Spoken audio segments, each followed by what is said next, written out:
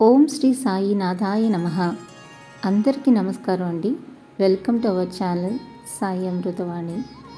స్వప్న శాస్త్రం ప్రకారం మనకొచ్చే కళల్లో కొన్నిటిని ఎవరితోనూ షేర్ చేసుకోకూడదు. ఎందుకంటే ఇలా చేయటం వల్ల మీరు తీవ్రంగా నష్టపోయే ప్రమాదం ఉందని స్వప్న శాస్త్రం చెబుతుంది.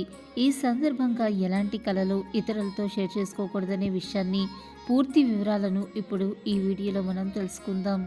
స్వప్న శాస్త్రం ప్రకారం మీకు తరచుగా కలలో చేపలు ఈత కొడుతున్నట్లు లేదా ఇతరులు చేపలను పట్టుకోవటం వంటి వాటిని చూస్తే ఇది శుభ పరిణామంగా పరిగణించబడుతుంది.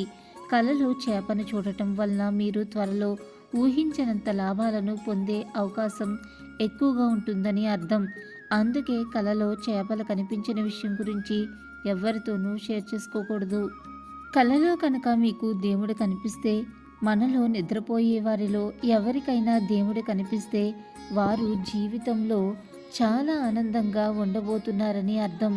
అంతేకాదు, తాము చేసే ప్రయత్నాలన్నిటిలో సులభంగా విజయం సాధిస్తారు. కలలో దేవుణ్ణి చూడటం పవిత్రమైన సంఘటనగా భావిస్తారు.